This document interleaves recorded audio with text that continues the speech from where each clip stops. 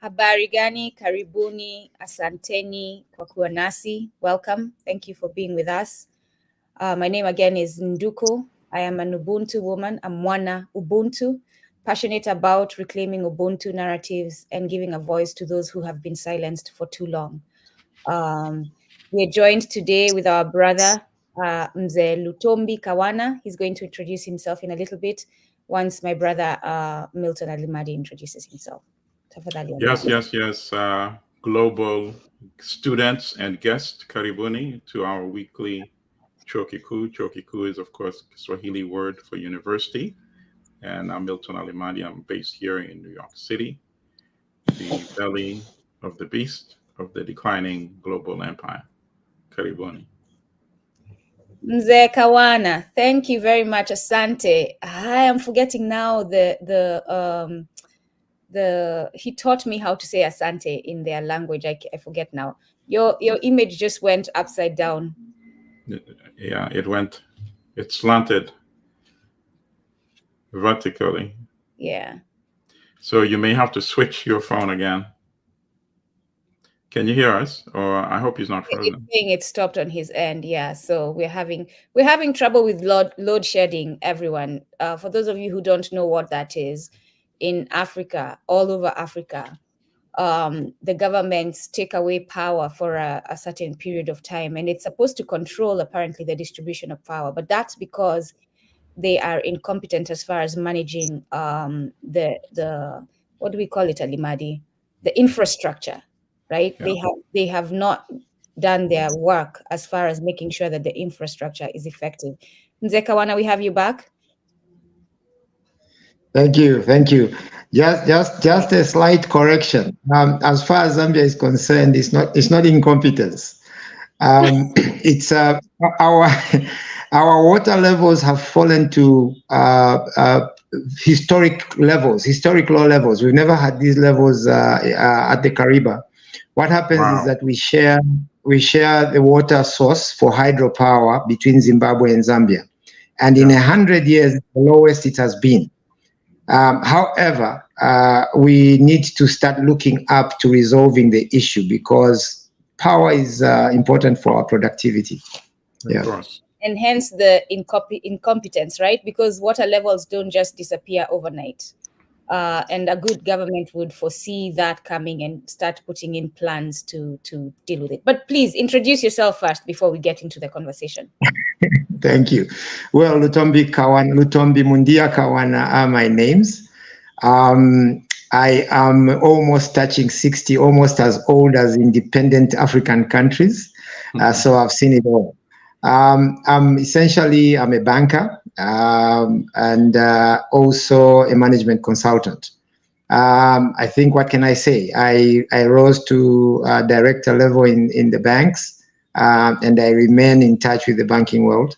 But I'm also, I would call myself a social worker because I work for our well-being under the Lutombi Kawana Integrity Foundation. Yes. Thank you. Do you want to talk a little bit about load shedding, or should we get into the crux of the Lutombi Kawana Integrity Foundation?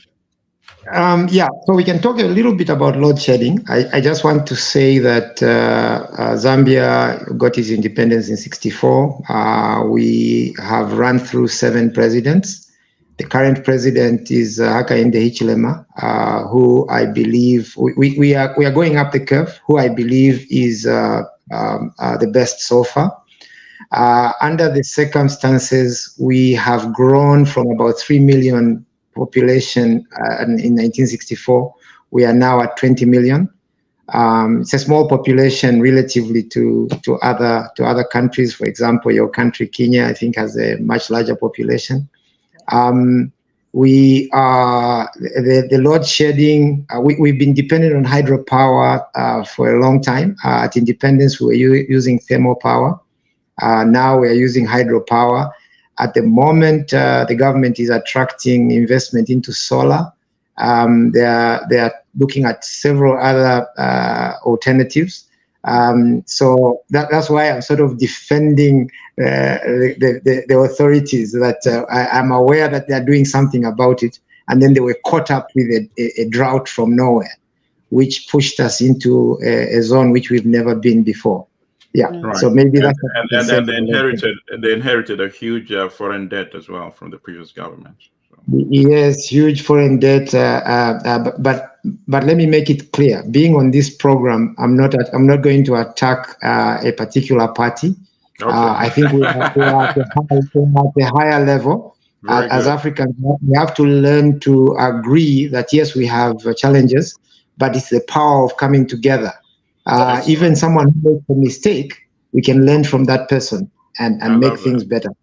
So I will not condemn anybody. I love that, Drugo. Being in the spirit of Ubuntu. But you're right, because it's not just the person, it's the system that we have to look at. So if we keep focusing on individuals, we're not correcting the mistakes of the systems that we are under. So that's a good approach. And I like that we have a balanced a perspective of our leaders in Africa, because it gives a neutral, a nice balanced conversation to our audience. It's not just me bashing them. And don't get me wrong. It's not that I can't criticize our leaders. I can even be scathing. Okay, but I say, let's look at the bigger picture. Who's injuring us more, our leaders or the outsiders? It's obviously the outsiders who have had a 400-year agenda, working on us, working against us. So, so we must be, while we put it in context that our leaders can do more, we must understand there's a bigger enemy out there. Hey, I agree. All right, so let's get into the Lutombi Kawana Integrity Foundation. You talk about integrity yielding equity for humanity. Please talk to us about that. Integrity yielding equity for humanity. And this is a word we are encountering a lot in today's world of diversity, equity, and inclusion, right? Equity and integrity. I worked at an organization where integrity was one of their core values. But when you looked at them in actually how they carried themselves, there was no integrity. So please speak to us about integrity and yielding equity for humanity. Yeah, I'll try to be succinct. I will, if you go to any war in the world, any war, just know that previously some lies were told, and those lies are being covered up by the war. Okay? And that's why I'm saying that if human beings can only understand why integrity is important, half or even 3/4 of let me say 80% of our problems would be resolved.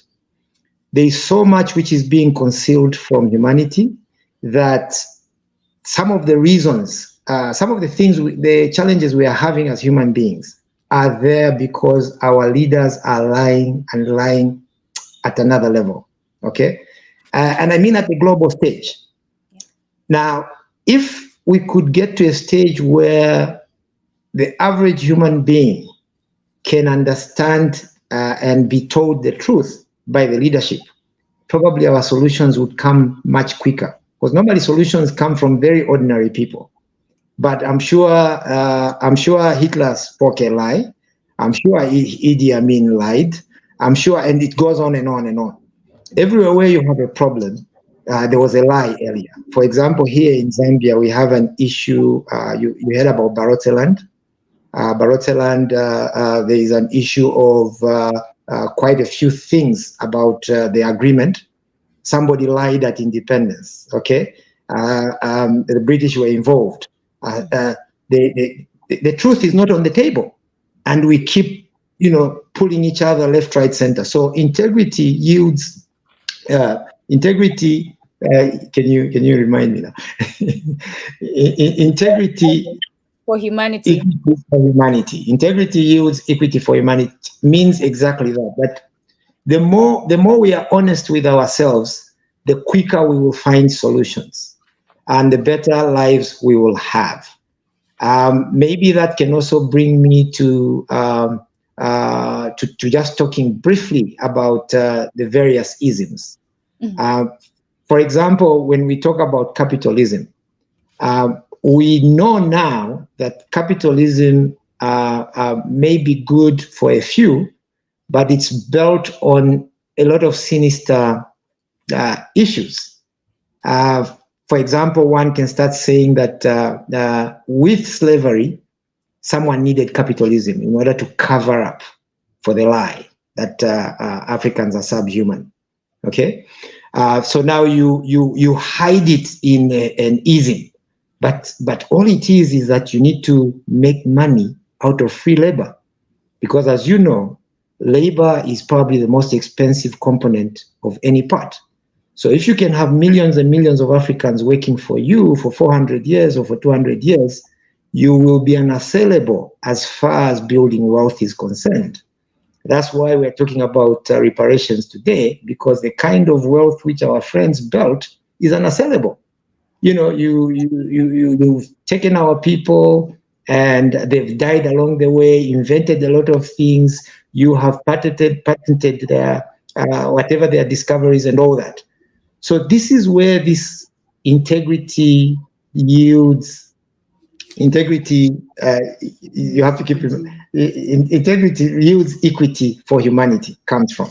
Okay, it's we debated it as a group, and we said if we have this line, it will be something that can carry us for the long term. So I did all that work. I worked for various institutions, but I came to the conclusion. In fact, it was not me who came to the conclusion. My children one day sat me down and said, "But Dad, you've got quite a bit of something to give the world. Your level of integrity we see is impeccable. We would like you to pass this message to the world. How do you do that?" So after debate, that's how we came up with the Integrity Foundation. So the debate was, if I add my name, people will think I'm trying to raise my name. They say, but you see, if we don't add your name, then we will miss the most important component, which is you. Just maybe to add something, I worked for a bank. It was an American bank for quite a few years. I was anti-fraud officer for 5 years at that bank. And during the period I was anti-fraud officer, not a single fraud passed through. And that was a record. Most banks hide fraud within the, they don't want it reported because they would like to keep a clean sheet. But however, at the end of the year, you find they have losses which have accumulated on their books. In the case of where I was working, I had this clean slate for a complete 5 years. Now, it did tell me something, that it's not so much that the other people who were looking after those departments were not good enough, but maybe it was the issue of what integrity are they keeping? You know, what are they? How are they interrogating all those systems? What's the interaction with the world? And sometimes when you're in those positions, you end up having a lot of enemies. For example, sometimes I've not been appointed because some people think if this guy comes and joins us, he will destroy our strategy of trying to do what we want to do. In one of the jobs, I was removed because I brought down theft in that place, and there was just no room for them to maneuver to make money. So that's where my children were coming from. They said, "You see, you've got something to do to give the world." Basically, that's it. Yeah. Given your story, I will say integrity is a lonely road. So if you choose to take integrity, be prepared to be lonely, unless you reach out to people like Mzee Kawana, myself, who's chosen that's the path I'll take.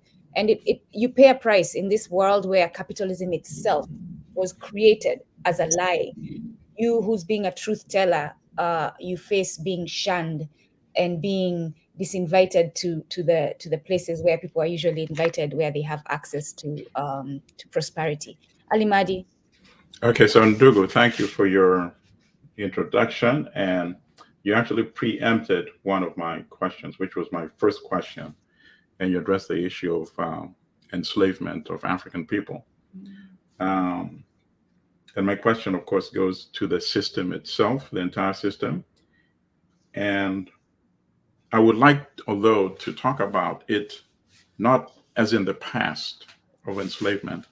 I would like to say that it's taken a much more sophisticated form, a form that perhaps if the Europeans had realized even much earlier, then they would have had no need to continue colonialism for such a long time. So now, instead of those crude plantations they used to have in the South in the United States, now these plantations are called sovereign nations. Instead of those slave drivers they used to have, now these slave drivers are given sophisticated titles like prime ministers and even presidents. And the masters, instead of being those wicked masters with the whip in their hand, now they're sophisticated. They wear nice suits. They say nice words or platitude, but they control institutions like the World Bank and the IMF and the World Trade Organization. And our masters are still exploited in the same manner. They produce so-called raw material. Just listen to the term alone, raw material, as if they could produce those manufacturers without the so-called raw material. And then that's what they produce, and they have no agency in determining the price for these raw materials. And then after selling it practically for free to these countries that are now industrialized, they are then compelled to import manufacturers because they're prevented by the terms of the loans from the World Bank to themselves industrialize. So you have 60 years of independence and not a single African country is industrialized. So I would say that given these circumstances, and I would like to get your own reaction, of course, to my summary, is it not very difficult to, in fact, have people with integrity? And that people might say that you, in fact, are a saint and you're commendable, but can we produce enough saints? Or are we better off fighting this system that still really hold us in bondage? So your thoughts on that? Yeah, it's a very sad scenario. I feel saddened whenever I see what an African has had to go through. For me, I think we have to start from the start, which is that if people are going to ostracize you based on your color, it's very, very sad. We know that the UN systems and all that try to prevaricate over the history. Mm-hmm. But the genesis of this problem lies in the history. Because if we go back to inspect, we find that there is a dichotomy between faith and religion. Africans have always been dependent on faith. And then,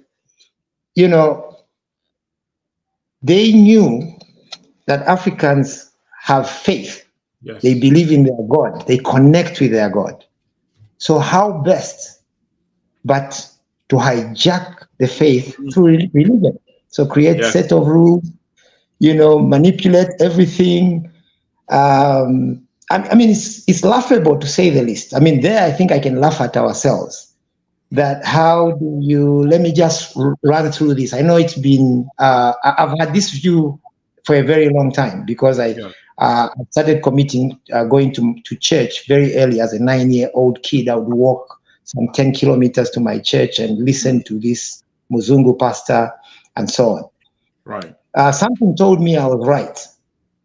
However, as I was growing up, I realized the message, there's something wrong with the message, okay? I still encourage people, you can be a Christian, that's fine. In fact, it's good, but understand the genesis. What has been manipulated along the way? There's a lot that has been manipulated along the way. Just to cut a long story short, if Jesus was a Muzungu in 2000 years ago and was taken to be hidden in Black Egypt, and I'll use the term black for the sake. I never use the word black or white because I believe those are terms which are meant to put you in your corner. Absolutely. But if Jesus was a Muzungu and was taken to be hidden in Black Egypt, then those would have been the most foolish people. So we come back to the present day Israel and say, but who were the original inhabitants of Israel? Nowadays, I even want to argue that instead of us speaking Swahili, we should have been speaking Hebrew, okay? Because we know that the Greeks came to Egypt to get the knowledge from Egypt and took to Greece. Then the Romans went to Greece, and then then we were lost in translation. Correct. So somewhere along the way, we were put as people who do not know anything, who don't have a history. But you can see that the history itself backs us up heavily. Correct. Mansa Musa, the story of the original Pope in Rome. If you go to Spain today, you still find African people who actually look Muzungu, and but they are African, So we need to start from there to debunk some of these things. The Suez Canal was just dug up in 1859. The Bible was not acceptable, was not authorized to be circulated in the United Kingdom or in England in the 1600s. Okay, so we need to get to the root. What are all these things that have been changed in order for us to lose belief in ourselves? So then you go further. Now if you go down the lane, you start asking questions. So people who can come up with slavery and take us to this point, how genuine can they be with the UN? How genuine can they be with the World Bank? How genuine can they be with the IMF? What policy can they ever put out that can raise us up? How do we trust such people? Okay, and probably I might be running ahead of myself, but that's what validates Ubuntu, because Ubuntu is about being human, our humanity. Now, we know that as the custodian of humanity, Africans as custodian of humanity, we hold the love in ourselves. No matter what all these races do to us, we are still very humane towards them. Despite atrocious things being done to us, we are still very humane towards them. Absolutely. That tells you where we come from. We connect with God.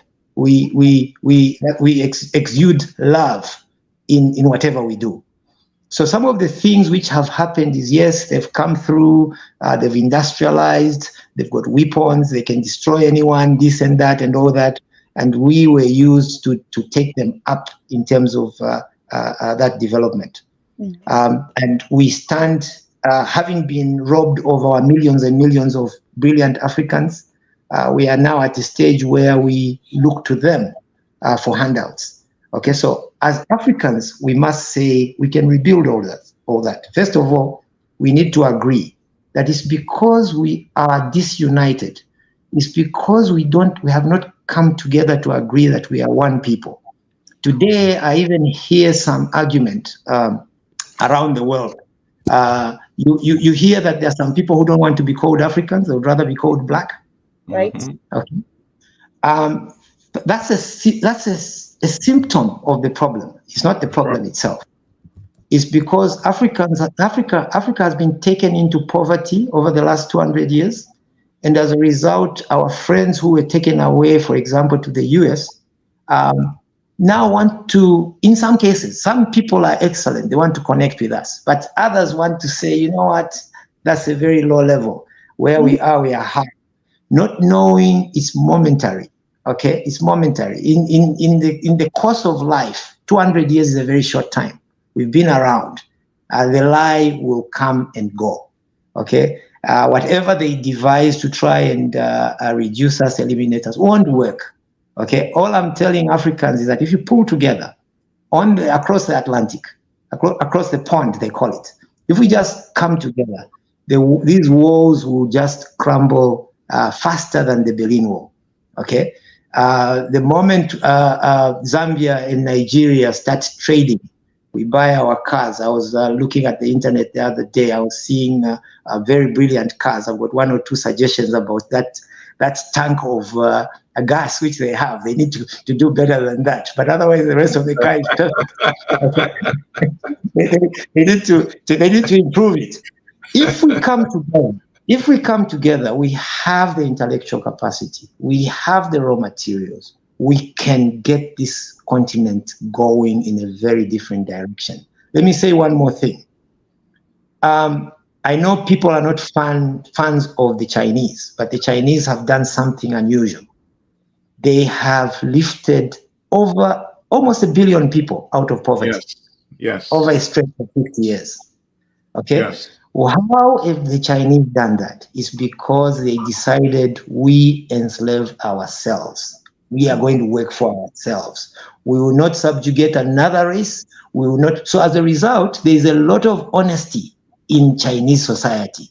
I would even go to the extent of saying there's a lot of integrity in the Chinese society. Whereas when you go to the West, there's a lot of trickery. To make money, you need to fool people. You need to pull this one, pull that. I don't know whether you've noticed that right now we are now at the phase where everyone wants you to pay a subscription because Bill Gates invented something 30 years ago, and you keep paying every time, get this license, get this what.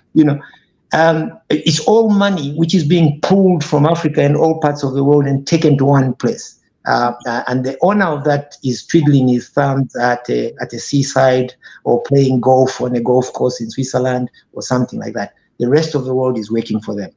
That's lack of integrity. Yeah. Let me pause there. Okay. All right. So good. I'll turn back to Sister, but I just wanted to interject because you mentioned China.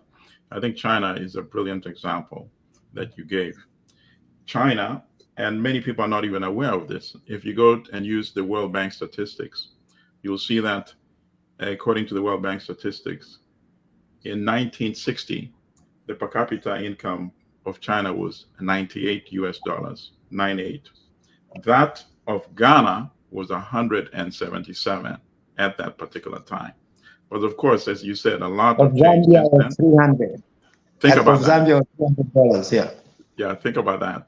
So it can be done, and that is a good thing.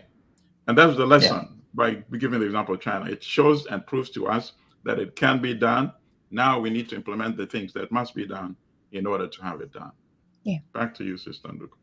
Asante. Mzee Katembo, please talk to us about walking the talk. We, a few of, actually, if not all of the members of the organization I'm a part of, Mbongi Ubuntu, are now focusing on action because we are exhausted from being on stages talking, and the people we talk to, when we want to take action, they're stopping us, or it's not the right time, it needs to take time, slow down, read some more. So please talk to us, walking the talk. Yeah, walking the talk. I mean, we'll go back to our one of our great leaders, Kwame Nkrumah, who wanted us to unite in 2063, and others objected. No, let's do this piecemeal and so on. And look where we are, still as disorganized as we were in 2063. Sorry, 1963. Right. And 2063. Yeah, 2063 is 39 years away. So we are still abrogating. We are still not abrogating, but we are still running away from the work that we need to do. Yes. Why do we have to wait another 40 years? We know the problem. Yeah. Okay. Walking the talk means let's get things done. In my life, as an employee, as a worker, and then as a business owner, I have learned that what's important is to understand what is my challenge. Once I understand what my challenge is, then my next question is that what will it take for me to resolve this challenge? So we go to the goals. I would like to make people understand that it's out of your practicality of laying those things out properly, including in that decision making, you include your community, your society, and then you put step by step of what's supposed to be done. I was running something called the Copper Belt Development Foundation between 2010 and 2013. And we implemented a number of projects to do with building classroom blocks, building bridges, building small clinics, and so on. We did 80 projects plus altogether at a cost of $9 million. And in one of the cases, we built a school. I can't remember the figures now, but that school we built was 1/10 of what the government of that time was building. And it was a shock to me because I didn't know that the wastage is as big as that. Okay, that school had 11 houses for teachers. It had, I think, something like 20 classroom blocks. And literally the chief of the area, the chieftainess of the area, after we finished that school, in fact, I must admit that I picked it up from someone else who was the managing director earlier on, and then I finished off the school and then handed it over. So this lady, the chieftainess, touched my head. You know, touching your head is a very significant symbolic gesture. Says you should live forever. I said, wow, that's quite a statement.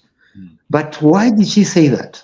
It's because at that time, it was very rare for a government to build an entirely new school in an area because of the kind of policies that were there. It has changed now. Schools are being built everywhere.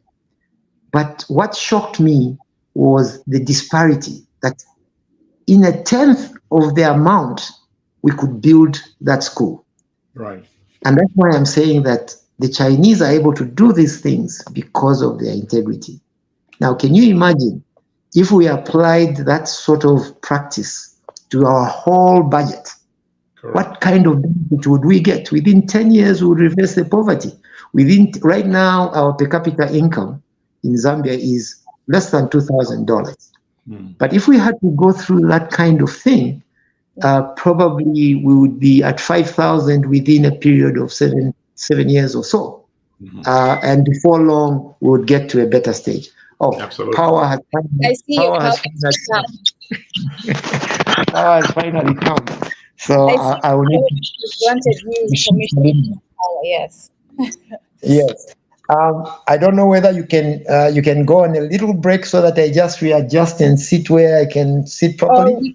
We can chat. We'll chat here. Yes. As you chat. Yeah. Okay. Yeah. No. Very good. I like our guest aligns perfectly with the philosophy of Kumbukeni. In fact, our guest should be occasionally lending his wisdom to the university in Zambia as well, in addition to running his foundation. I think our youth need to really hear this kind of knowledge on a regular basis, you know. His organization, the Lutombi Kawana Integrity Foundation, does have education opportunities. They have programs where you can sign up for courses that he teaches on this stuff. So I shared the link in the chat. Please go ahead if you want to if you want to share your thoughts. Yes, if you want and to. Of course, the only challenge is, I don't know about the Politics University of Zambia. would they allow him to share these kind of truths that university students need to hear on a regular basis? Which is why it's a good thing he's doing it through his foundation, right? He's not tied to the university, so Right. he has that freedom if he does it that way. And I was going to say, if he wants to offer it, because a lot of us want to offer these courses to our brothers and sisters on the continent, but we know that there's a challenge of affordability there. So what the brothers and sisters abroad, and I say abroad because this is something I learned yesterday from an elder. I'm going to just segue quickly to it. We had a gathering of Pan-Africanists brought together by our brother Nyaka Lagoke, and I forget the organization that put together the meeting yesterday. But as they prepare for the 9th Pan-African Congress in Togo, there's going to be regular gatherings, and you all can send us questions if you have them, or if you want to get the links to that, please let me know, and I'll reach out to our brother to share them. But in the conversation, one of the elders said he's moving away from Kasahun Bile. Please let us know what you're asking. It. How can I be a part of it? Are you referring to the courses with the Lutombi Kawana Integrity Foundation, or are you referring to the Pan-Africanist 9th Congress? So let us know so that we can address your answer accordingly. But the elder said he's moving away from calling us continental Africans and diasporan Africans, because that's it's part of the bordering that these people assign us that keeps us separated. Yep. He's going to start referring to it as Mzee Kawana. Let me know that. Are you ready to come back in, or? Yeah, finish. As I'm setting out, I'm ready. But finish what you're saying. Yeah. And he said he's going to start calling us those at home and those abroad. And I think that's a great way to start speaking of ourselves, that brings us closer together and that sees us as one. Because even in your own family, you talk about, oh, my sisters, I have my sisters at home and then I have sisters abroad. And that does not create that separation. But when we talk about continental diaspora, there's just something about it that doesn't feel right. That is not the way of Ubuntu. So moving forward, we as Wana Ubuntu Africans, we're going to be calling ourselves Wana Ubuntu. We need to start seeing ourselves as those at home on the motherland and those abroad. Because if you're abroad, it's not a final designation. You can come back home. There's the opportunity to come back home. So yeah, I wanted to share that with you all. Alimadi, you were saying. Well, also goes back to what Ndugu Lutombi was saying in the beginning, that there are many of those abroad who do not want to be identified with Africa or as Africans. And of course, that comes from the lack of knowledge of our history. Lack of knowledge. We have Africans walking around. And by the way, many at home who don't even Yes. know that all human beings originated in Africa. And that must be a basic knowledge that must be taught everywhere.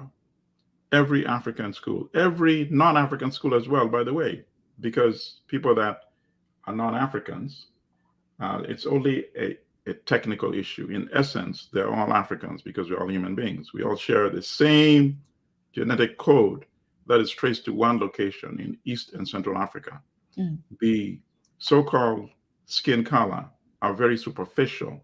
These are things that came about as adaptation to climatic and environmental conditions.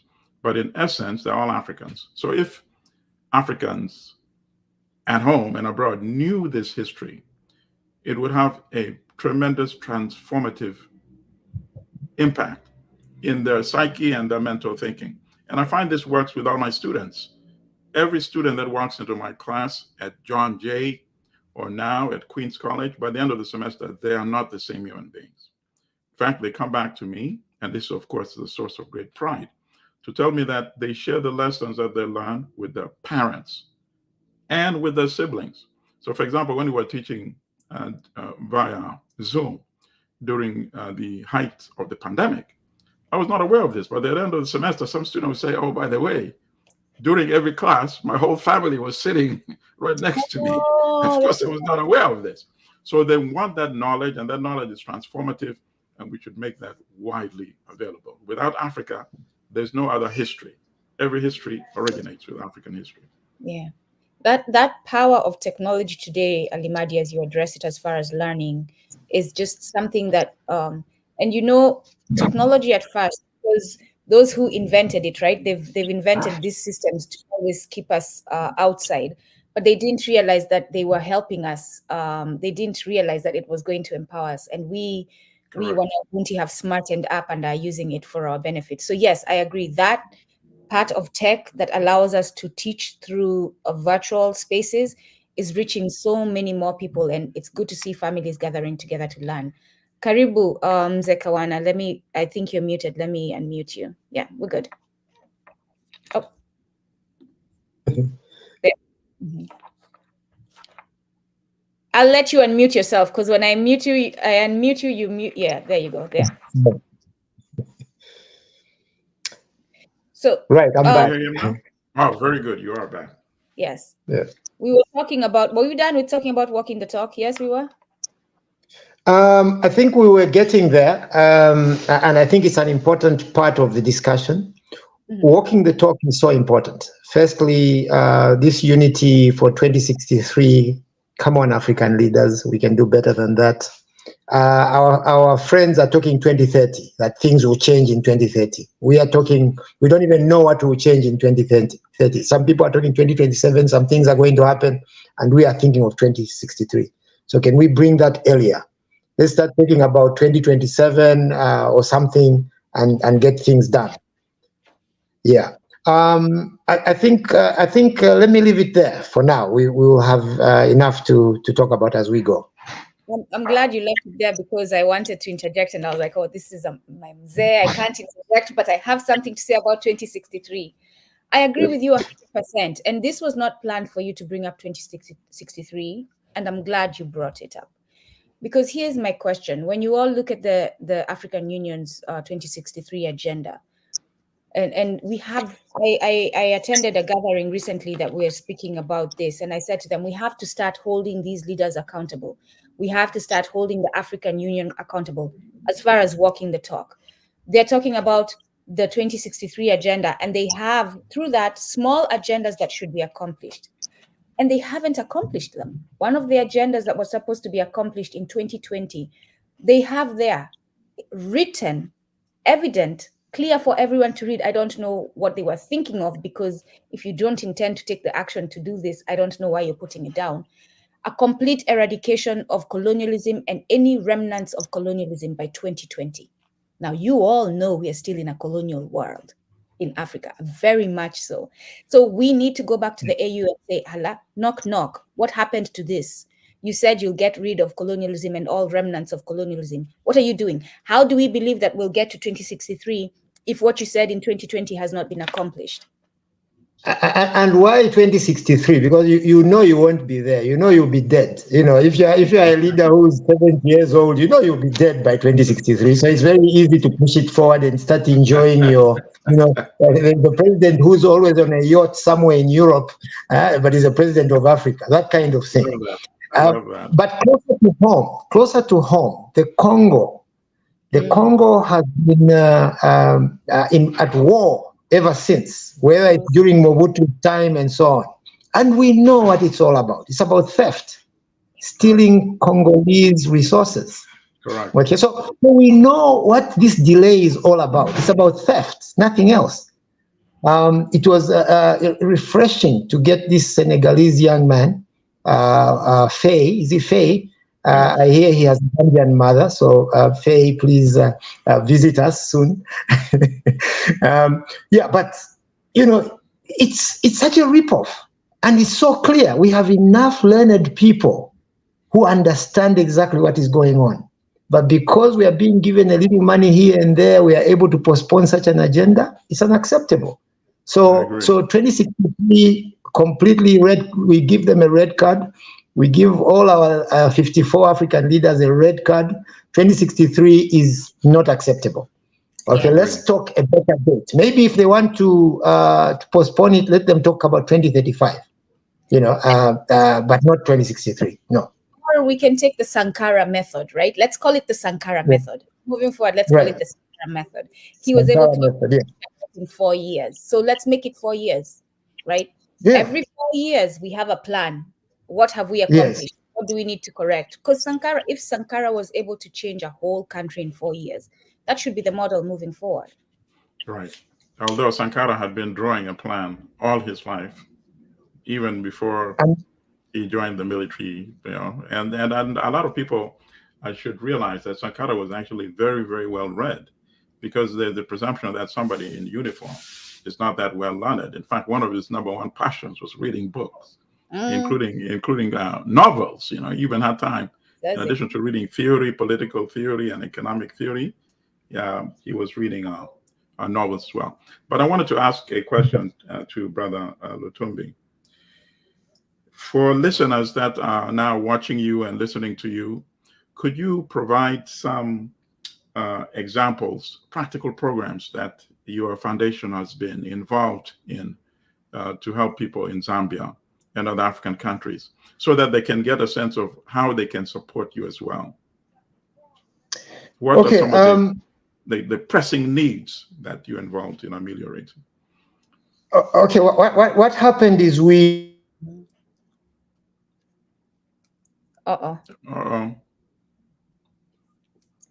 Yeah, hopefully he'll be back in a second. Yeah, as the electricity takes him away for a quick second, I'm going to share a link of one of the stuff, the programs that they are doing. I should not call it just stuff, copy. And our brother also, by extension, Alimadi, we were going to add, apparently there are programs that they are doing that are creating synergy between Africans abroad and Africans at home. Wana Ubuntu abroad and Wana Ubuntu at home. I like that, Baruti Katembo, that you're already changing the language. There he is. Very good. So welcome back. Sorry, it just disappeared. Yes. So our program has literally been, can we push for common sense solutions? Okay, nothing extraordinary. So some of the things we've done is we do have what I would call a cosmopolitan board running from South Africa to the US to some people in Brazil. And then we've created something called the Africa Lobby. The Africa Lobby is composed of thinkers from very different diverse backgrounds to give the thinking. Here is the reasoning behind our movement. First of all, we've been able to do some training, not much because our resources are not really adequate, I would say. But in terms of mindset change, we've been pushing out various programs.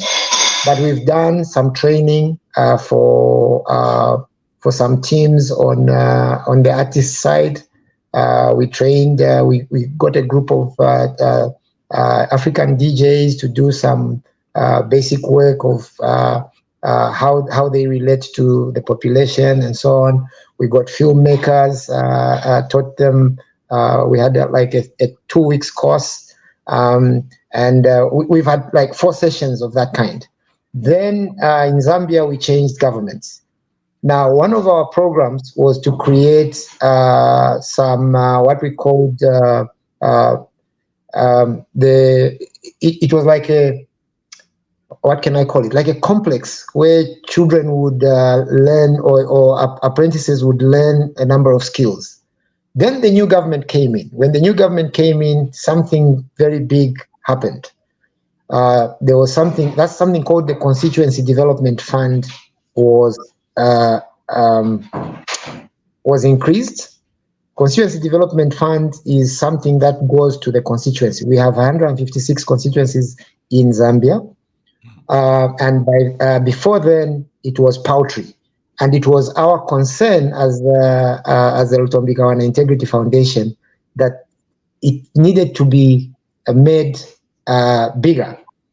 Okay, so the government came in and did exactly what we were thinking we would do away from the government. They created the fund and improved it. Sorry, my phone keeps flickering, so if you keep seeing me, I may have to pause a bit at a certain point. However, whatever we were trying to do under that program was overtaken by events. So the government started giving money to constituencies. At the moment, that amount is slightly over $1 million, about $1.2, $1.3 million per year to a constituency for them to focus on the needs of that constituency. And I'll tell you, I've never been happy. I've never been happier in my life. It's my recommendation that it continues to grow. If all other African countries can adopt it. Absolutely. I was thinking that too. Yes, it brings resources closer to where they are needed. Yes. Regardless, some people are complaining that no, but it's being some money is being stolen. You see, it's better if the money is stolen, it's being stolen in the constituency, where at least it's not being taken by the same old fat cats. So I laugh, but what you said is actually very profound, because for 60 years, the people who have been stealing are the urban elite who run the military and run the government. So thank you for that. Nothing changes. And nothing changes. So the last 2.5 years, this enhanced constituency development fund, we've seen it make real serious changes. Mm-hmm. Maybe this is a point I can make, but let me just finish delivering on LKif. So our plans are more or less pending, because our attitude is we need Africans of all persuasion to make sure they interact with African leaders here. So we have the Africa Lobby. It has 10 personalities, and those personalities would want to be in a position to advise the AU and to advise individual presidents. Why is that? Because a number of them are in the US, others are in Europe, but they understand exactly how the Europeans are thinking, or how the leaders in the US are thinking. If you see the kind of agenda the Israeli lobby has, you will know that those kind of lobbies can achieve serious results. A small country like Israel has been taking $4 billion from the US every year since 1967. Right. And sometimes I wonder, including taxpayer money of Africans in the United States. But please go ahead. Now, I was wondering, because we've had a $7 billion debt from 1975, and it held us until 2005. It would have only taken 2 years of that amount coming from the US coming to Zambia to remove it. But this is how serious lobbies can be. So when they understand what is happening within the US, and they also understand what is happening in Israel, it's easy for them to connect and plot their agenda. So the same thing with Africans. We need to understand what is going on in the US and in European minds, and then also come home and understand what is the challenge. So if we are able to master and bring together, I watched a video that within our African nation, I mean the people, we have like 1.3 trillion, which is circulating. Okay, that's quite a bit of money. I think our GDP for Africa is more like probably 3 trillion, if I'm right. I can't remember. But it's far below. Yeah, it's far below. It's like a tenth of Chinese the GDP or the US GDP. So we can. So the idea behind LKif is to bring out these hidden resources, which are mostly intellectual. You know, me speaking to you here doesn't cost money. I mean, of course, it will cost me a little bit, but it doesn't cost money. But imagine that we bring all these kind of thinking together. How much results can we get? Okay. Now, if we go back and say we understand what our challenges are, and we own the banking systems, right, are we able to use the fractional reserve to make sure we fund all our projects within the country? The answer is yes. That's what there was no IMF before. So who was borrowing? Nobody. Those guys were collecting their own money. So why have we all of a sudden straddled ourselves to these institutions whose job is to throttle us? Correct. Okay, so that's what the LKIF is trying to do, to say we may not have resources, but we have the thinking capacity. And that thinking capacity is spread across the globe with Africans of all persuasion. Yeah. The No, thing, excellent. the thing as you say that, yes, great. The thing as you say that I'm thinking is we as Wana Ubuntu, again, Africans, we need to start coming together and liberating ourselves economically, right? Those of us who have jobs, those of us who have successful businesses, those of us who have high income need to start investing our high income into those of us who don't, so that we can build them up, so that we can support. And for those of us who have skill and the wherewith to build organizations that are going to help us liberate collectively financially. For example, the Lutombi Kawana Integrity. We have Mzee Kawana presenting to us their projects and their plan for the next few years. We as Africans need to now come and support them so that they can grow and support the people of Zambia. And then once they grow and they're in the position to help, they too can help another African organization. This is done a lot in other communities, and I don't understand why we as Wana Ubuntu do not get it and start implementing this way of growing and liberating ourselves economically.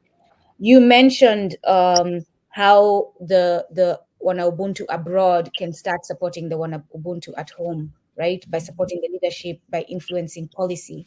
We know very well George Padmore. As you were speaking, I was thinking of him and Nkrumah, right? He was a significant part of Nkrumah's success, George Padmore, because he understood the Right. West, because he had been with these people and understood their sneaky ways. He could advise Nkrumah. Nkrumah had seen it, but not intimately as George Padmore had. So this is for those of you abroad, those of our brothers and sisters abroad who keep asking, how can we help? How can we help? This is one way. Focus your policy influence on the continent, because in these foreign spaces, your ideas are not implemented, right? You as a That's Mwananchi who sits in a conference room with white men and white women, fewer white women than men, and gives ideas, they rarely implement them. You're just there to talk and for you to look like a nice picture of color and variation and DEI, but they don't implement. The place where they can be implemented is at home. Start focusing your policy influence home, right. sharing your skills and knowledge there so that you can help those who are short-sighted and those who are unskilled and incompetent do the work, and start affecting the lives of our people positively. Ali Madi, I don't know if you have another question as I look at Yes. notes I, to I, ask. Just a quick note, but maybe our Zeka, guest wants to something to say? interject. Go ahead before I. yeah, no, that's a very quick one. Why is it that all other races are united and Wonderful. we don't see the need to do it? Okay, Right. so really, it's a slam dunk. Why is everyone else united? We should be. I mean, sometimes I wake up and I hear this has happened in the US, and I wonder, is there any African president who's picked up the phone and said, hey, look, Mr. Biden, we don't like what's happening there? Okay, that I expect that kind of leadership from African leaders. Okay, but you find we are concerned about other things. AU, we find that people are drowning in the Mediterranean and there is no action that is being taken. So I'm saying, and please don't mistake this. I'm not attacking African leaders. I'm just saying we can do better. Let's coalesce around issues that we need to tackle. Yeah, please go ahead. I Okay, very good. interjected. No, I agree entirely with those observations. In fact, I like, I have a book called Manufacturing Hate, How Africa Was Demonized in Western Media. And in doing the research, I went back and read, for example, the New York Times, starting from 1877. The first editorial on Africa was actually advocating the need for Africa to be, quote unquote, colonized by England so that England could civilize Africans. The editorial claimed Africans were more, as opposed to being related to Europeans as human beings, were more related to the ancient hippopotamus and the crocodile. I don't know what it meant, but so I say this to say that in reading a lot of the back issues, There was one from 1962, I believe, either 62 or 63, 63 maybe. It was a front page story in the New York Times of the then Prime Minister of Uganda, Milton Obote, before he became president, was complaining about the racist attacks against our people in Alabama. So that goes back to what you just said about Africans picking up the phone, and and this made the front page. But of course, nowadays you don't see anything like that. So you can have a George Floyd being brutally executed by that officer with his knee on his neck, seen by the whole world, and not a single African leader was able to even issue a statement about something like that. So it shows you how far we've really come in the opposite direction. But also, one of the things I wanted to suggest, go ahead, Susan. Quickly, as you say that too, I want to mention also, because this is something that comes up with those who don't want to identify themselves as African. Also, Sankara, remember, he went to Harlem and he said he'd rather go there than his home. And he understood the plight of his brothers and sisters. Yes, he did. And spoke to it, yes. But go on. Yes. In fact, because Sankara made that decision because he had been promised an audience with the White House, but they said they need to read the statement he was going to present at the United Nations first. And of course, he refused he said, nobody reads my statement before I present it. But the other thing I was going to also propose that we need to work on as Africans who are not working from inside governments and are working from organizations such as yours. Every year, during the annual meeting of the African Union, we need to have a parallel meeting of Africans such as us with our own independent organizations or movements, because then we address some of the issues that they never touch upon, such as the unconscionable drowning of our young people in the Mediterranean. These are things that never even used to happen in the 1970s or 1980s. Or 1990s. So what has happened that's made conditions so tragically worse for these young people who take that risk, knowing that hundreds die every year, and yet they still take that risk? And of course, it's so embarrassing for them as leaders of government that they will not put this on the agenda. But we need to bring it up to push them and compel them to put these issues on the agenda. So whether we have our parallel meeting in the same city, although they'll probably make it very difficult for us, we may have to have it in another country while they're having that annual meeting of the African Union. So that's one of my ideas I've been thinking about. Yeah, if I may just say something about this issue. I also belong to an organization called State 55, more or less founded in 2018. And State 55 has one goal: to unite Africa. One flag, one president, one national anthem, one defense force, one intelligence unit, and so on and so on. If you look at that agenda, and if you would ask and say, if Africa was able to achieve this, what would happen? It would be a sea change. Absolutely. Because imagine we have 55 defense budgets. If you collapse that into one, we probably can fly to the moon. Okay. And then all these things, the job opportunities, these guys dying in the Mediterranean. There are so many other opportunities in Africa. The growth areas, the Congo, which is being, I think there was an attempt by SADC, the SADC, to try and get rid of the war which is happening in the Congo. Right. Okay, it's all those things that we need to look at and say, what is robbing us of our future? What is robbing us today of our future? If we could change those things, open up our borders, have a railway system that works. I was doing a bit of research because we are trying to get development for passenger railway. We had the Chinese developing our Tazara railway line between Tanzania and Zambia. I think it opened up in 1975. This is like 40 years later. and nothing significant as far as railways are concerned. Now, after my research, I found out something very interesting, that the West did not want the railway developed because they wanted us to spend money on diesel, on fuel, because they were the the petroleum exporting countries. Okay, so inevitably our costs went up for all that period, and there are no serious railway systems in Africa. So again, this is another call on African leaders to understand that we need to now start looking at ourselves. In my country, a few years ago, before the current government, we developed an airport at quite some cost. I can't remember what that cost is. So you go to the airport, this is an international airport, but you go to our bus station where our millions of people move, you will find shambles there. Okay, but we are ready to develop something which only 2% of the population will use, whereas the rest of the 98% who use the bus stations and all that are neglected. So we just need to get our thinking process right. Priorities, correct. I agree with you 100%. Yeah, I don't know whether we have much time. I'm looking at the time. I'm just saying, okay.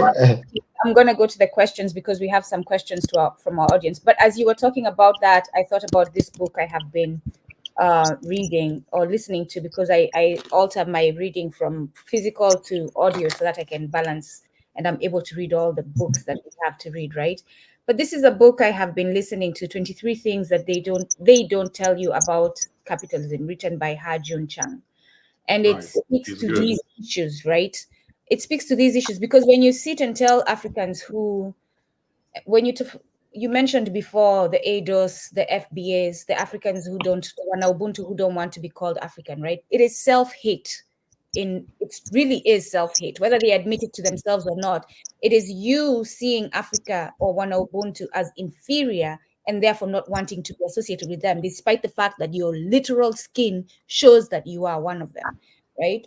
So, can I interject? Yes. Before you even finish, can I interject? I hear you, but let's not fall into that trap. Let's not fall into that trap of isolating them.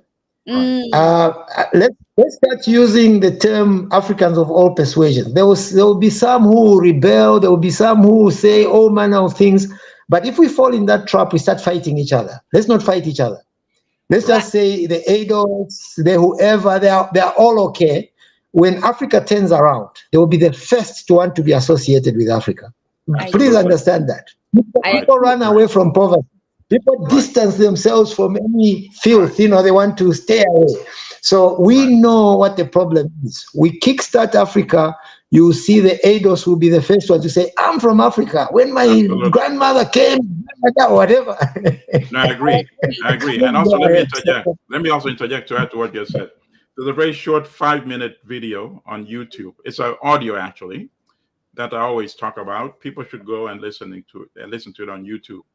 It's by Malcolm X, and it says, you can't hate the roots of a tree without hating the tree. And he spoke about it. He said, you and I, referring to himself, wanted nothing to do with Africa, no association with Africa, let alone anybody call us African. And you know why? He said, because during colonial rule, what did we get? The Europeans were projecting the image of Africa. Everything was negative. Slavery, cannibalism, jungles. So quite naturally, you and I wanted nothing to do with Africa. But in fact, he said, the reason why at that time was called the Black Muslim movement, it became the Nation of Islam. So the reason why it grew so quickly was because they discovered that deep down in his consciousness, the Black man in the United States was proud of his African heritage, proud of his African history. And once they tapped into that, that was the reason for the growth of their movement. So I just wanted to add that. Right. Yeah. Please go ahead. The thing I was going to say is, it's not said to separate them from us, right? It is part of us holding each other accountable. We have to call out the bad behavior in us. We have to call out the action that is keeping us from moving forward. What I was going to say is, this part of that is also that these people who embrace that way of thinking are also denying the root causes of the problems in Africa, right? And we cannot have that. So this book does identify what capitalism does and the unfairness in everything and the lie that you're talking about and the lack of integrity in capitalism that is affecting all of us. The importance of understanding a problem and why a problem exists is that you can figure out the accurate and most appropriate way to find solutions or to address the problem. If you're not, it's like a sickness. If your doctor does not diagnose you accordingly, they'll not be able to administer the right medication to deal with the issue. So they have to understand exactly what's happening so that they can figure out the right medication to deal with the issue. And that's my goal in addressing the behaviors that we have that keep us away from liberating ourselves. So I'll go to the audience, but before I go to the audience, I was sharing that Malcolm. I just shared the link of the Malcolm video that Ali Madi was talking about. We had our brother Baruti Katembo had asked something earlier on, and I will say that Baruti Katembo is a part of the Lutombi Kawana Integrity Foundation. When Mzee Kawana mentions that they have a team of people in the United States, he's talking about Wana Ubuntu in the United States and in the Caribbean, people who are already taking action to do what needs to be done and work with the Wana Ubuntu at home. Okay, let's see which, there was a first one first. First question first is what we're going to. All right. Allow me to say a quick word about Baruti. Baruti is a wonderful brother. And we were just having a meeting this afternoon. Someone said, in fact, the president of State 55 said, we wish there could have been 10 Barutis that could have changed this world. Yes, absolutely. Hey, look at that, Baruti. You hear that? So he said, can you ask, to him, you're Ndugu, right? To me, you're Mzee, because I'm much younger than you, and respect in our Ubuntu way, you are Mzee Kawana to me. How your organization, LKif, may be pillared by Ubuntu. What is your view of Ubuntu as a global African uplift? Yeah, we have talked almost exhaustively with Baruti over my thoughts about Ubuntu. I think Ubuntu can only be practiced by people who are honest. If you try to apply it any other way, it won't work, because really Ubuntu is about integrity, honoring your roots, understanding that humans depend on each other not only to exist but to thrive. Okay, now and I want to say this, that it's possible for another race to practice Ubuntu, aspects of Ubuntu must, because people should not confuse it that it's to do with the skin. It's to do with the love of man. Okay, so some people can do that. However, it's not possible for a non-African to be a Pan-Africanist. That there's a divergent issue there. That question came up, and as a result, you can. Yeah. So Ubuntu for me, I'll add a dimension. Ubuntu for me must be sustainable. When I discuss with Baruti, he insists, no, it should be sustained. I say it should be sustainable. Why do I say that? Because in all humans, we have different talents. So people need to use their talents in order to lift others up. Okay? Now, if we simply say it's Ubuntu, we are kind to everybody, we will not be putting others to use their talents to the highest of levels. So we want to tell them, you are who you are because of society. So you thrive on society. Yes, you excel as a human being, but you also take care of your village. You also take care of your community. Yes. And I think that's where Ubuntu beats all these other isms. What I just want added is that Ubuntu must now take a position of, we practice it this year, we practice it 100 years' time, and so on. We must not get fatigued with Ubuntu, because that's humanity. is loving each other.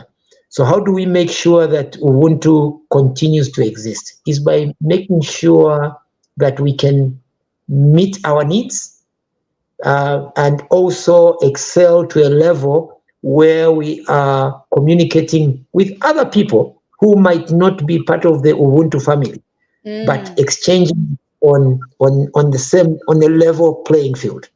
For example, we may get to a stage when we can talk one-on-one with the Chinese and say, sorry, you can't have our resources because we are going to use them ourselves. Right. However, we can agree on on the kind of exchange that we'll have. That way, our Chinese friends will not be racist to our people when they are in Beijing. You know that happens quite quickly. Yes. The day we get to saying we put a premium on our resources. There's a premium on our resources. So it doesn't mean that if you have the monopoly of knowledge to develop our products, we cannot stop you from getting them. We might stop you. I think there was an example of someone who gave the price of cocoa in Ghana and the price of chocolate in Europe. You know, the disparity is so high that premium is a slave premium. Absolutely. Okay? They are profiting. It's still the same concept. So Ubuntu must be sustainable. Ubuntu, if we can manage, we should make sure the whole world understands what Ubuntu is, because capitalism is not sustainable in the long term. In the end, the profit starts coming up with things like, let's eliminate other people so that we occupy the best part of the world. You know, I hope that suffices. No, that's a good answer. I want to actually echo that as well, and go back to what you said about China. The Western racism towards China, of course, exists, but it's very different compared to in the earlier part of the 20th century. So I had a friend who was a good journalist. It's the late Les Payne. He wrote a very interesting book that was published posthumously about Malcolm X, and the book won the Pulitzer. As a journalist, he also won 2 Pulitzers. And one day we were just having lunch, and I said, Milton, look at how China has changed. He said, when he was growing up, there was a saying which you don't hear in the United States today. And that time it was, for something that was completely hopeless, that you could not accomplish. And people would say, you don't stand a Chinaman's chance of succeeding. In other words, China was identified with just failure only. So somebody would say, oh, you have no chance of accomplishing what you're saying you want to do. In other words, you don't stand a Chinaman's chance. Of course, that saying does not exist in the US vocabulary anymore because China has transformed, as you said, only in a matter of 50 years. So this is another example to us that it can be done. Thank you.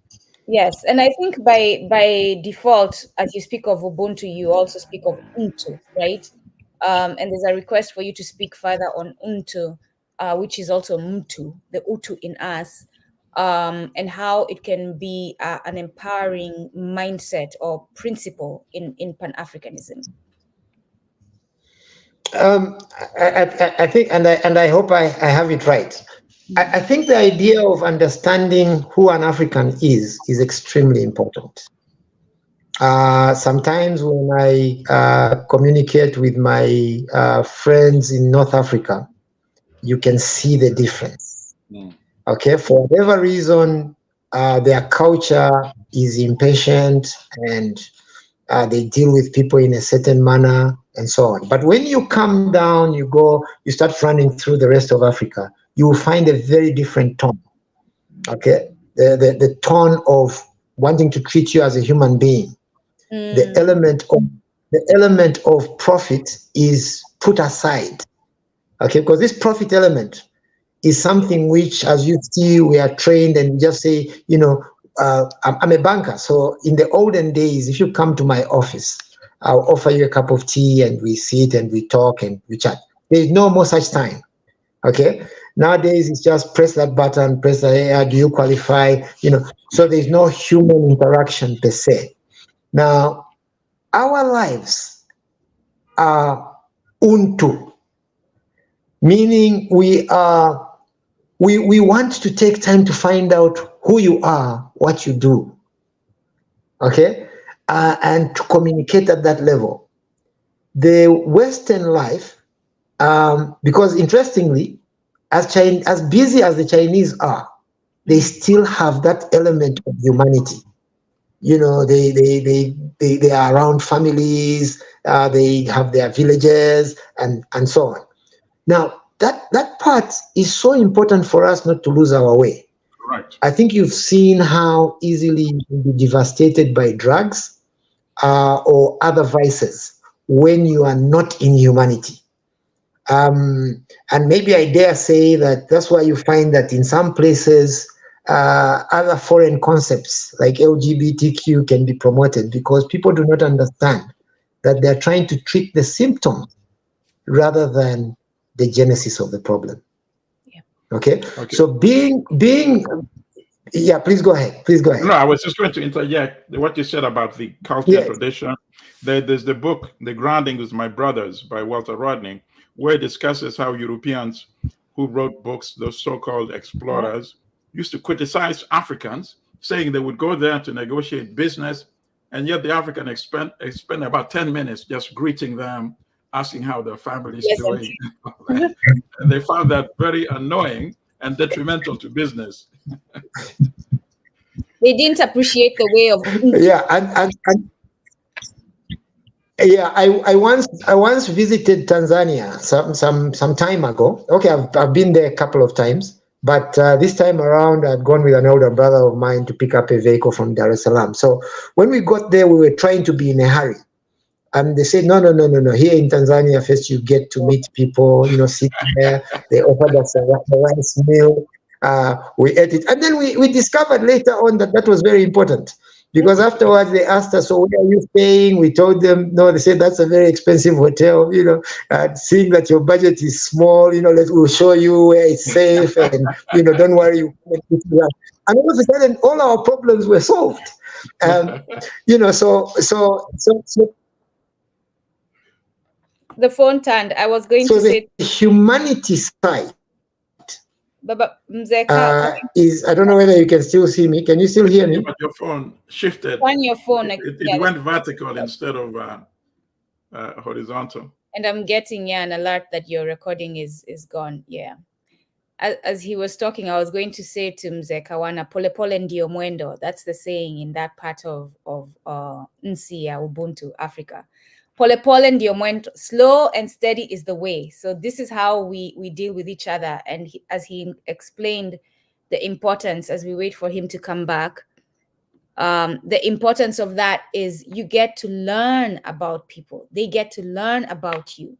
You talk about things that invite the opportunity for someone else to help you if help is needed, right? For example, he mentions his hotel and they tell him that's an expensive hotel. We'll help you find a cheaper one.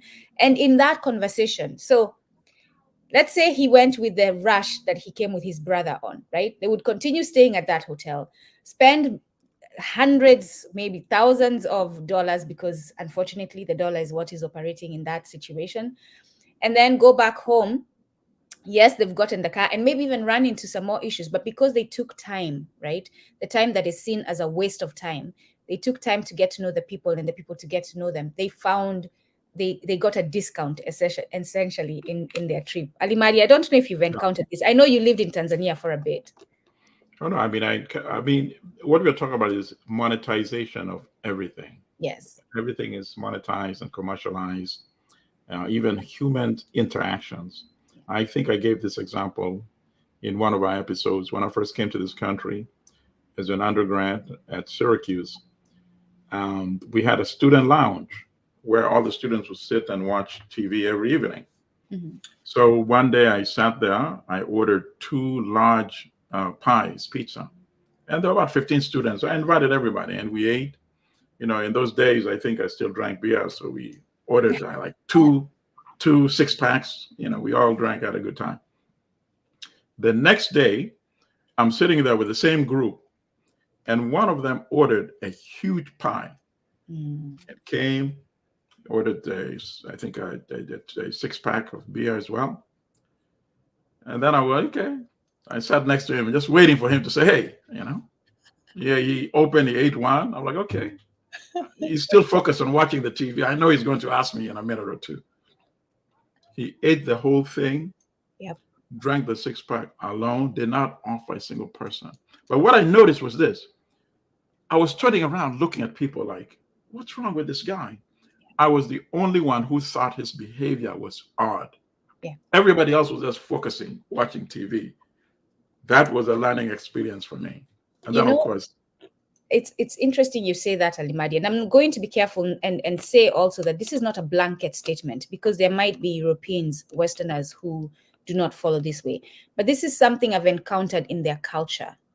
And unfortunately, a lot of Africans who embrace their culture, knowingly or unknowingly, are like these. They're like this. This is how they operate. You will go to their home and they won't offer you a meal while they're eating a meal, right? You will go somewhere and be with them and they won't offer you something. That is not an Ubuntu way of being. I couldn't even do that. So I didn't stop ordering pizza. But what I did was, of course, I couldn't afford to have people just eat my food and not invite me. So I would order it, but sadly to say, I admit, I would go to my room, I would eat, and then come back and watch. And that's how we are. Like, for example, because it became very costly for me. But I still could not bring myself to sit with other fellow students and pretend they're not there and eat my food alone. I couldn't do that. Whether growing up, whether we had enough food or not, if a guest walked in, let's say we had cooked one chicken, my mom would go ahead and cut the pieces so that there would be enough for the guest as well. So we made the food go longer to accommodate the person who had joined us. It's just not an Ubuntu way to sit and eat while the person sitting next to you is not eating. Yeah, and I'm glad you shared that story. No, I could never bring myself to do that. No. I'm glad. I don't know if Mzee Kawana is going to be able to come in. And there were a few questions, Alimadi. I don't know if you want to talk to only he can talk about them. Yeah. Well, you'll just have to have him back. I mean, the brother is just laying so much profound, knowledge. You can tell your story about the road signs. You had mentioned this. This reminds me of your story about the road signs, about the Zambian complaining about them being in Chinese while he's speaking English. Right. That's actually in a documentary that I also showed to my class, And it's amazing. The Zambian driver is driving a European filmmaker, actually, and saying, look at what they're literally selling Zambia away to Chinese. And he's pointing at the signs. Look, all these signs are now in Chinese. And he's complaining in what? In English, but he's not seeing the irony, because that's how the European colonialism in Africa was able to infect our minds. Yeah. Obviously he has his own Zambian language, but also he speaks in English, but he does not see that as an introduction, as a contradiction, or as imperialism. Yeah. But Chinese, that is Chinese imperialism, Yeah. I found that interesting. Yeah. Asante, and that speaks to that Chinambia. I don't know the truth to that. We're going to look into that, and we'll bring Mzee Kawana later on another episode to talk about that. Alimadi, as we wrap up, you have an announcement to make to the community. Oh, yes. Sisters and brothers, going forward, I will not be a co-host with Sister Nduku of Kumbukeni. Of course, I will be a regular guest as the topics may warrant. I have decided to go back to school. I love books so much. Beginning in August, I'm going to be working on my PhD at Harvard University in Washington, D.C., working on political economy and history. So I look forward to that. Of course, I will continue contributing to this tremendous program, this tremendous Chokiku University. Just by the guests we had today alone and our past guests, I hope all of you see a tremendous value in Kumbukeni, which has now been in existence for a year, I think, in about 4 months. And now there's a stellar list of guests from which to pull from. And of course, new guests will also materialize. And Kumbukeni is in the good hands of of Sister Nduku, who will continue commanding this vessel going forward. So I just wanted to make that announcement. Alimadi, Asante you wanna share your YouTube channel because you will continue your. Yes, yes. In fact, the focus I have a YouTube channel that I've had for this would be almost the 3 years now. I have not been inputting much or contributing to it, but now that I'm going to be back in the history department at Harvard University, I will refocus it on what it was, which is strictly on African history. So any new knowledge that I gather from my program at Harvard University will also be shared on that. And that channel is actually called the African History Club. And you can also find it on Patreon in addition to on YouTube. Asante Sana, Sisters and Brothers. Yeah, I was going to say, following Alimadi in that, let me share it quickly. Is it the one with Black Star News? Yes, that's the YouTube channel. Then, of course, there's the Patreon itself. Let me quickly share. Let me share this quickly. But I was going to say, for those of you who are members of Kumbukeni, go ahead and follow and watch those the episodes Alimadi has there, because they're only going to improve on the conversations we have here.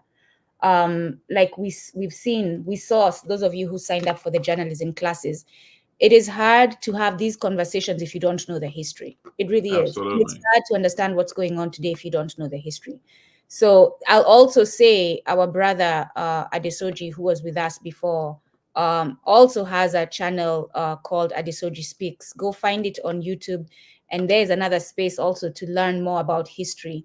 If you can't afford books, if you don't have the time to read the books, you have at least the time to watch these videos and learn more so that you can contribute to the conversation and to the solutions and the actions that we're going to take.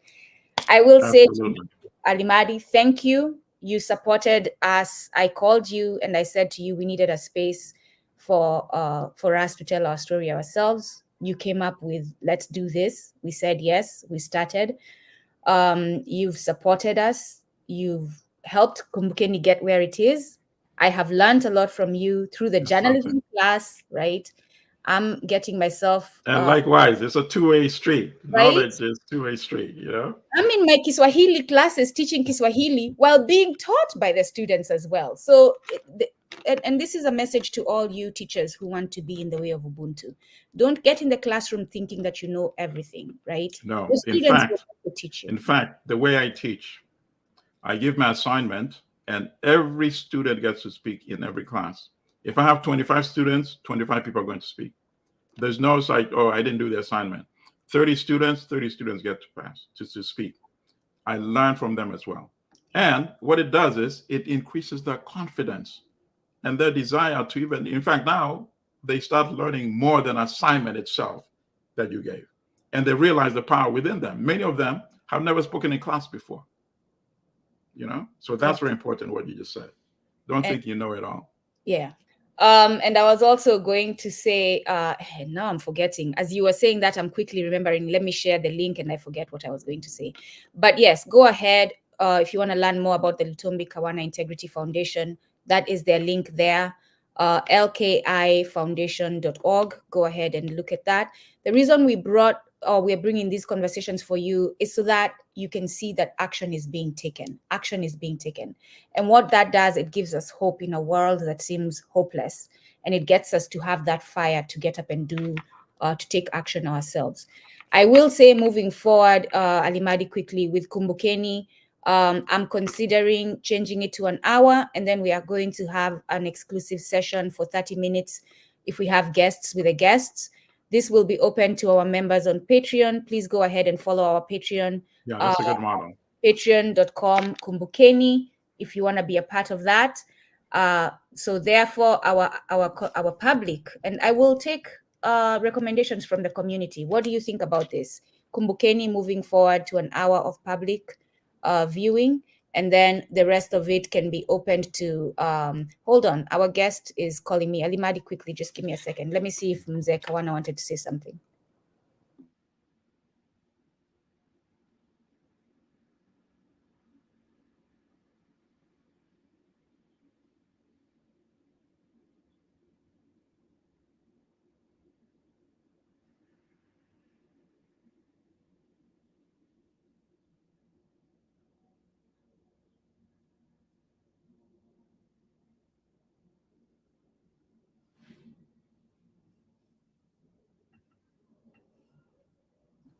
All right. So Mzee Kawana is going to join us to give his final words. So let's Excellent. make room for that. Yes. But yes, and I will be sharing our Patreon link as he comes in. So to move forward to 1 hour session, and the rest of the session is going to be given to the members of Kumbukeni who are supporting, so that we can continue doing the work. That's a good model. Yes. Anything else, Alimadi? Well, no, I mean, I still think he should find a way to integrate with the university systems, because there's so many uninformed people there. The universities probably will not formally integrate him, but I think university students should be made aware of his platform, so that they can join him from their computers. They don't have to be officially affiliated. This is the kind of knowledge that we really need to, a brother like him, a brother like Ndugu Naka, Lagoke, we have 5 to 10 Africans sharing this kind of knowledge. I mean, we are, as he said earlier on, we need what, 10 of his comrades, if we have like, 10 or 20 brothers like this is the kind of chokiku that we really need. Yeah. I was going to say, in addition to that, we do have a shortage of resources as far as people who are ready and willing to do this work. And if I am wrong about that, then we need to reconnect more with those who are doing the work. If you're doing the work and you're not connected to us, connect with us. Let us know who you are so that we can unite our efforts. Let me see. No, I'm sure he knows a few. Yeah. Ndugu Baruti knows a few, and at least 10 can be brought together at some point. Yeah. Even if it starts with a once every 2 months conversation, involving 10 people like this. This is a virtual university right there. Maybe that's something we can do on the side on Kumbukeni. Maybe we can be the platform that brings them together. Because absolutely.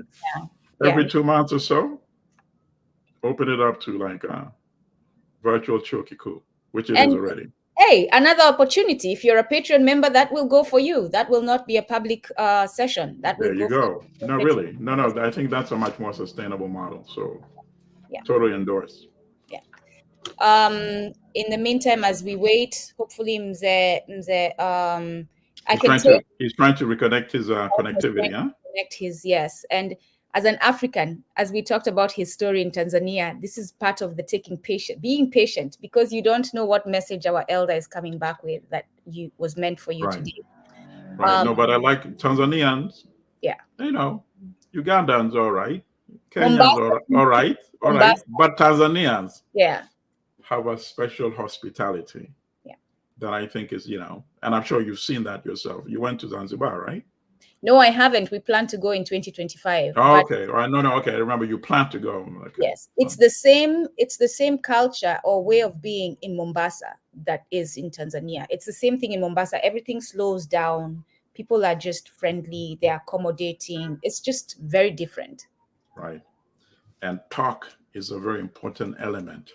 So you can't rush somebody while they're talking, because every conversation, knowledge is exchanged, really.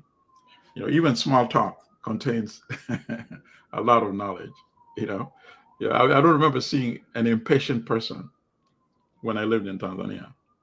A person who looks like they would rather be somewhere else, though. Once you engage in conversation, until that conversation is over. That's considered rude in our culture. If someone is talking to you, you're not paying attention, you're busy, like that. That's rude. No, I've never seen a Tanzanian glance at his watch. By the way, another thing I will say, since I am out here teaching Kiswahili, if you are that person who's going to rush a conversation or not start with greetings, you will not get help in Tanzania or in places where that is important, where that culture is observed. You will literally not get help. People will not speak to you if you're not inviting the pleasantries and that way of getting to know the person before you do your business. We have Alimadi from Baruti. Good luck on your PhD program at Howard. You've been a great Kumbukeni co-host. Asante kwa ufahamu wako, your knowledge. Sorry to see you go, but I know that Nduku will carry on with new ideas. Asante for the support, Julia Butler. Yes, Yes. indeed. Yeah. The other thing I was going to say, yes, please send us suggestions. You can send us suggestions to kumbukeni1@gmail.com. We are open to serving you. We are here to serve you. So if you can let us know how to best do that, we'll put your suggestions into consideration. I'm looking at my notes now so that as we talk to, he was mentioning the hydropower and the fact that the water is low in Zambia. Yeah. I was thinking of the fact that Congo has the power to do that work for the whole of Africa, right? The Inga Dam, correct. And it goes to this idea he was saying, let's unite as one. If we would unite as one, that problem would not be a Zambia problem. It would be an African problem. Correct. Solved by the waters in Congo. Yeah, and it can be done. And the importance of unity once again comes into play because Zambia or Congo alone cannot, accomplish.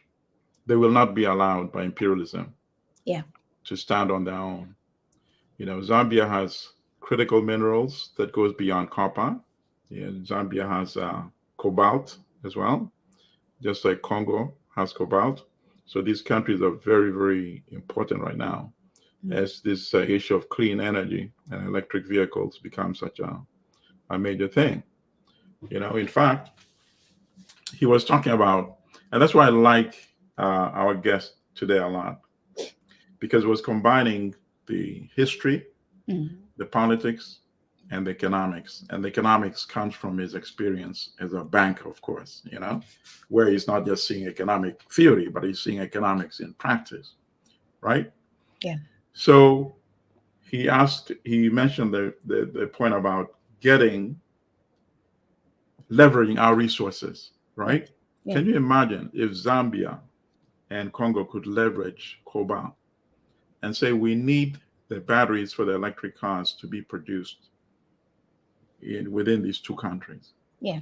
We need the electric vehicles themselves to be manufactured within these countries so that Zambia and Congo now become exporters of electric vehicles instead of just so-called raw materials, which is how we started this conversation today. And then that model can be duplicated for the other resources, value resources we have across the entire African continent. Then we won't be talking about 2063 as the date, really. The date will be much, much more narrowed and accelerated. And I like that he pointed that out. I'm bringing him in on phone because they're having trouble getting in on the computer. So hold on 1 minute, Lisali. I'm glad he mentioned the 2063 issue and the fact that we as Africans are always, and this is because we invite Westerners to sit at the table where we make these decisions. This is why we have agendas, 2063s, 40-year agendas, because if these people intentionally don't want you, their agenda, their interest is to intentionally underdevelop you so that they can develop, because their model, that's how their model looks like, right? It's a model of scarcity. So if you have, I'm not gonna have, is how they think. So I have to have, and you cannot have so that I can have. So as long as we have them at the table, they will always steer us away from our own success. And I like that he's talking about, let's talk about the next few years instead of 2063. Mzee Kawana, are you there? I'm here. All right, so you can. My apologies to everyone. They can hear you. You can speak directly to them. Just let us down. Sorry. They can hear you. Speak directly to them. Sorry. Okay. Yeah. So, evening, everyone. My apologies that I couldn't finish the show. Very encouraging topic. I'm very grateful. Yes, I'm saying I'm very grateful for your attendance, all of you. The discussion we're having is very important. It must be continued wherever we go. And I hope Nduku and the co-host, please continue this good work. I'm very grateful for hosting me. Thank you. Asante sana. Say hello to the whole family. Have a good evening. Asante. Asante. Hi. You too. Thank you very much. Thank you. Go ahead. All right, Alimadi. Wishing you all the best. Stay in touch. Don't get too caught up in the politics of DC. No, I'm no. sure we'll I see. won't be. I will never be like a what they call it, ivory tower academic. Yeah. I want to be like my hero, Walter Rodney. I had another word for them, but I'll be nice today. Bringing knowledge to the Wananchi. That was Rodney's philosophy. You know what? In all seriousness, all jokes aside, that please go with that in mind. The groundings with our brothers, please, Absolutely. and help those who are there who have this elitist way of looking at things, right? That think that they're more important because they've They're written books not. and have PhDs. Help them ground themselves. If you can do Absolutely. that for us, that would be nice. Yeah. Yeah, we'll bring Dugu Kawana back later, everyone. We'll bring him back later and we can ask all these questions. So Asanteni, join Saluta us. continua. Thank you. Thank you so much. Kwaherini, Asanteni. Great.